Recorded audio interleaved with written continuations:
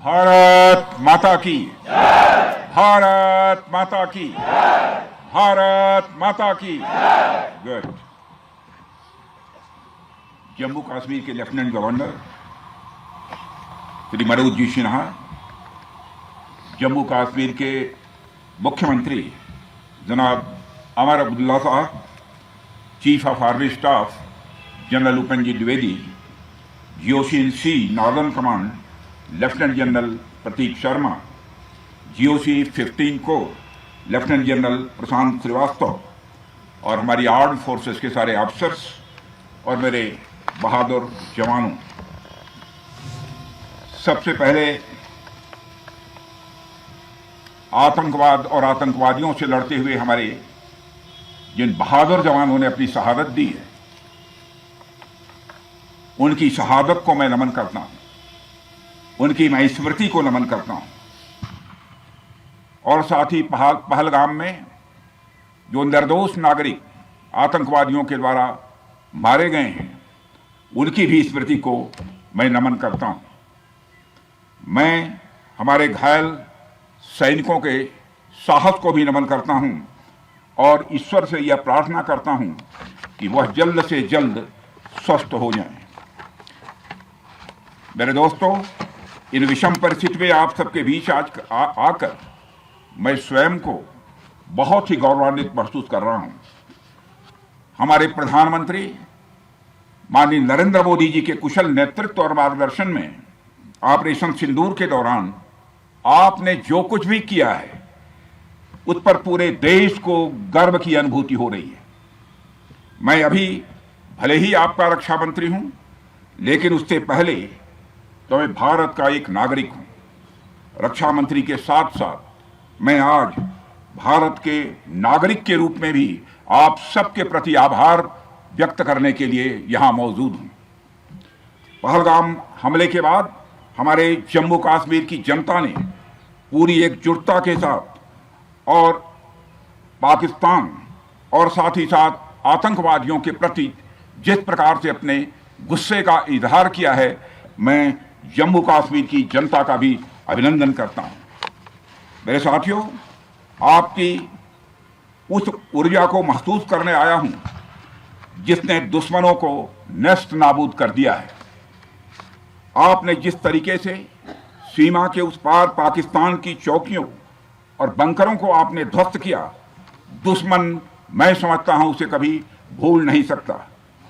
आपने देखा होगा कि आमतौर पर लोग जोश में होश खो देते हैं, लेकिन आपने जोश भी रखा, होश भी रखा और सूझबूझ के साथ दुश्मनों के ठिकानों को आपने बर्बाद किया है।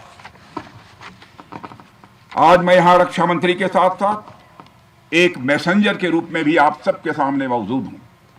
पूरे देश की शुभकामनाएं, उनकी प्रार्थनाएं और उनकी कृतज्ञता को लेकर आप सबके बीच यहां मैं मौजूद हूं। एक तरह से आप समझिए कि मैं एक डाकिया बनकर आपके बीच आया हूं और देशवासियों का संदेश लाया हूं। संदेश यह है कि हमें हमारी सेनाओं पर गर्व है। साथियों, ऑपरेशन सिंदूर सिर्फ एक ऑपरेशन का नाम भर नहीं है, बल्कि यह एक हमारी प्रतिबद्धता है, यह हमारा एक कमिटमेंट है। एक ऐसी प्रतिबद्धता जिसमें भारत ने दिखा दिया कि हम सिर्फ डिफेंस नहीं करते हैं, जब वक्त आता है तो हम कठोर निर्णय भी लेते हैं और कठोर कार्रवाई भी करते हैं। यह ऑपरेशन उस एक एक जवान की आंखों में देखा गया सपना था कि हर आतंकी ठिकाना, चाहे वह घाटियों में छुपा हो या बंकरों में दबा हो, हम वहां पहुंचेंगे और दुश्मन की छाती चीर कर हम उन आतंकी ठिकानों को खत्म करके ही हम वापस लौटेंगे।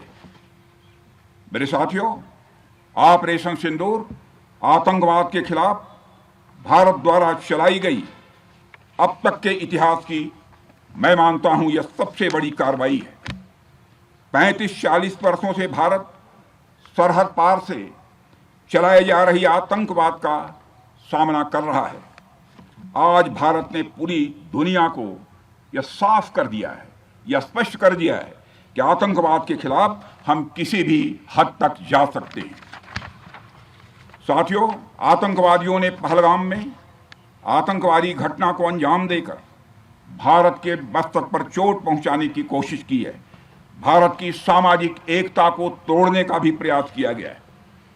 उन्होंने भारत के माथे पर वार किया, हमने उनकी छाती पर वार किया है और छाती पर घाव किया है। पाकिस्तान के जख्मों का इलाज इसी बात में है कि वह भारत विरोधी और आतंकवादी संगठनों को पनाह देना बंद करे और अपनी जमीन का इस्तेमाल भारत के खिलाफ किसी भी सूरत में ना होने दे। साथियों, आपको याद होगा कि लगभग 21 साल पहले स्वर्गीय अटल बिहारी वाजपेयी जी के सामने इसी पाकिस्तान ने इस्लामाबाद में डिक्लेरेशन किया था कि अब उनकी धरती से आतंकवाद एक्सपोर्ट नहीं किया जाएगा। मगर पाकिस्तान ने भारत को धोखा दिया है, पाकिस्तान ने भारत को छला है और आज भी वह धोखा दे रहा है। इस खामियाज अब उसको भारी कीमत करके भुगतना पड़ा है और यह कीमत, यदि आतंकवादी वारदातें चलती रही तो लगातार यह बढ़ने ही वाली है। हमारे प्रधानमंत्री श्री नरेंद्र मोदी जी ने दो टूक शब्दों में आतंकवाद के खिलाफ भारत की नीति को रीडिफाइन कर दिया है, इसे परिभाषित कर दिया है, जो यह कहती है कि हिंदुस्तान की सरजमी पर किया गया कोई भी आतंकी हमला एक एक्ट ऑफ वार माना जाएगा। दोनों देशों में जो अंडरस्टैंडिंग बनी है फिलहाल वह इसी बात को लेकर है कि सरहद पार से कोई बेजा हरकत अब नहीं की जाएगी। अगर की गई तो बात निकलेगी तो बहुत दूर तक जाएगी। साथ ही हमारे प्रधानमंत्री ने यह भी साफ कर दिया है, आतंक और बातचीत कदापि एक साथ नहीं चलेंगे और अगर बात होगी तो आतंकवाद पर होगी और पाक ऑक्युपाइड कश्मीर पर ही होगी। साथियों, ऑपरेशन सिंदूर की कामयाबी ने पाकिस्तान में छिपे आतंकी संगठनों और उनके आकाओं को भी यह साफ बता दिया है कि वे कहीं भी अपने आप को महफूज और सुरक्षित न समझें। अब वे हमारे बहादुर भारतीय सेनाओं के निशाने पर हैं। दुनिया जानती है हमारी सेनाओं का निशाना अचूक है और वो जब वो निशाना लगाते हैं तो गिनती करने का काम वह दुश्मनों पर छोड़ देते हैं।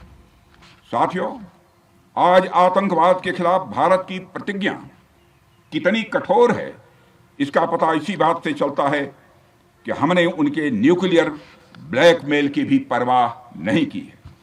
पूरी दुनिया ने देखा है कि कैसे गैर जिम्मेदाराना तरीके से पाकिस्तान द्वारा भारत को अनेक बार एटमी धमकियां दी गई हैं। आज श्रीनगर की धरती से मैं पूरी दुनिया के सामने यह सवाल उठाना चाहता हूं, क्या ऐसे गैर जिम्मेदार और रोग नेशन के हाथों में परमाणु हथियार सुरक्षित हैं? मैं दुनिया के सामने यह सवाल खड़ा करना चाहता हूं। मैं मानता हूं कि पाकिस्तान के एटमी हथियारों को IAEA international atomic energy agency की निगरानी में लिया जाना चाहिए।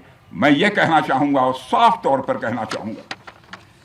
साथियों, हमारी सेनाओं हमारी सीमाओं पर अपनी मातृभूमि की रक्षा के लिए जिस तरह से आप सभी बिना रुके बिना थके दिन रात लगे रहते हैं वह अपने आप में अद्भुत है और अद्वितीय भी है।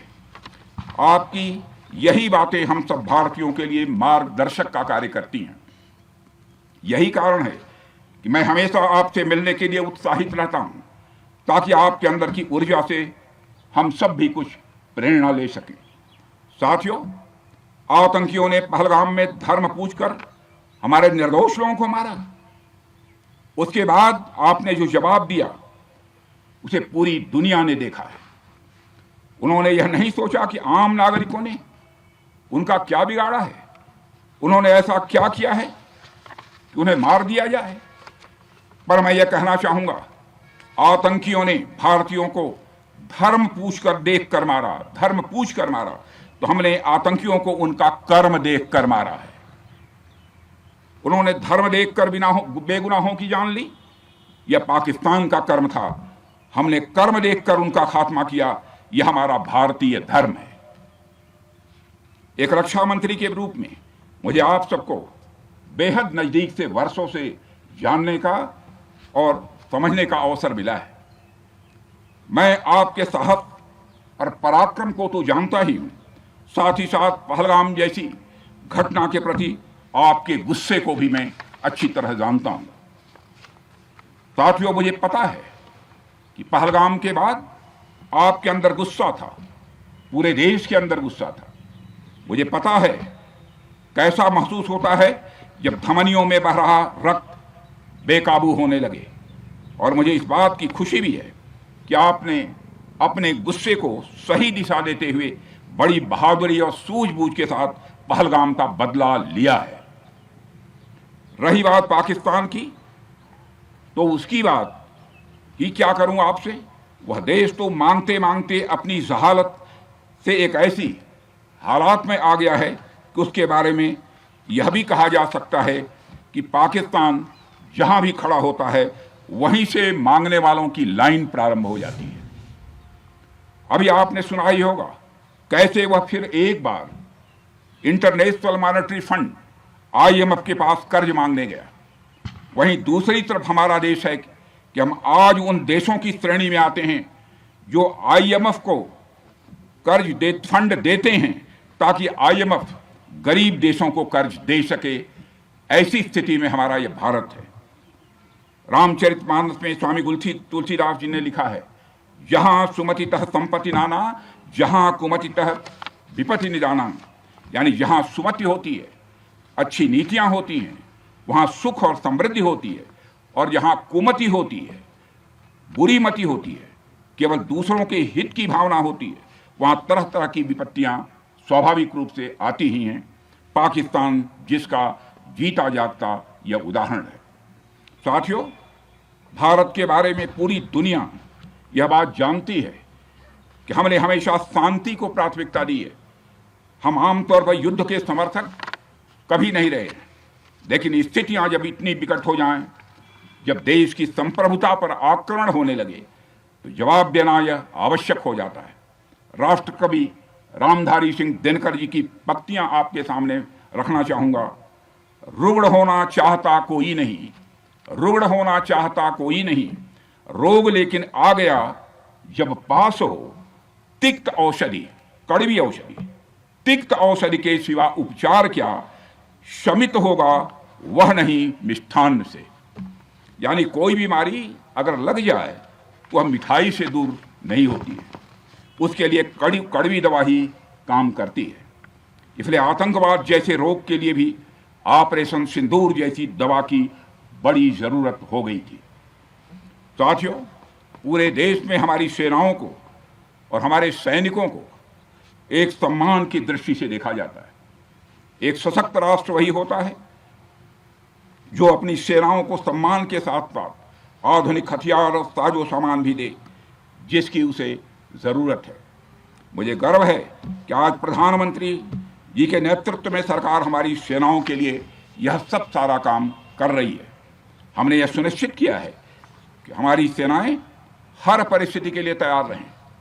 और मैं यहाँ पर army chief general Upendra Dwivedi ji को भी बधाई देना चाहता हूँ, क्योंकि बार बार मेरी चर्चा होती रही है और बार बार मैं यह पूछता हूँ कि जो भी आवश्यकताएं हैं उन आवश्यकताओं को पूरा करने के लिए हम पूरी तरह से तैयार हैं।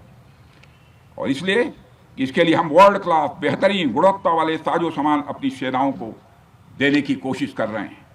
आज आधुनिक राइफल्स, मिसाइल डिफेंस शील्ड और ड्रोन्स जैसी नई पीढ़ी के कई इक्विपमेंट को तेजी से भारत में ही बनाया जा रहा है। साथियों, इसके अलावा सीमावर्ती इलाकों में हमने जो काम किया है वो आप सब देख रहे होंगे। आज यलेशी और यलोशी वैसी पहले शायद कभी नहीं थी।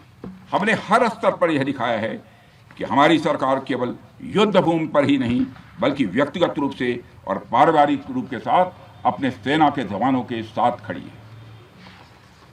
साथियों, अंत में एक बार फिर आप सभी को आपके शौर्य और पराक्रम के लिए हृदय से हार्दिक बधाई देता हूं।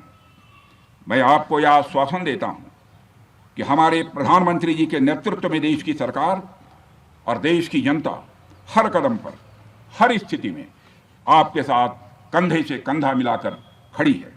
मुझे पूरा विश्वास है कि आपके सहयोग से हम इस पूरे क्षेत्र में आतंकवाद का समूल नाश करेंगे, ताकि कल को कोई भारत की संप्रभुता के खिलाफ आंख उठाने की हिमाकत न कर सके। इसी आशा और विश्वास के साथ आप सबके शौर्य और पराक्रम की सराहना करते हुए और आप सभी को अपनी हार्दिक शुभकामनाएं देते हुए अपना निवेदन समाप्त करता हूं। बोलिए जय हिंद, जय हिंद। यहां का घोष वाक्य क्या? तो रक्षा मंत्री राजनाथ सिंह को आप सुन रहे थे।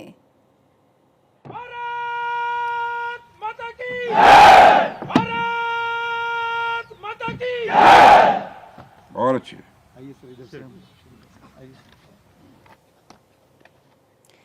तो जवानों में जोश भरते नजर आए रक्षा मंत्री राजनाथ सिंह। श्रीनगर से ये तस्वीरें आप देख रहे थे। अपने संबोधन के दौरान तमाम बड़ी बातों का जिक्र किया। राजनाथ सिंह ने कहा कि जिन बहादुर जवानों ने शहादत दी उन्हें नमन करता हूं, और इसी के साथ साथ हम सिर्फ डिफेंस सिस्टम नहीं कार्रवाई भी करते। तो इन तमाम बातों का जिक्र उनके तरफ से किया गया।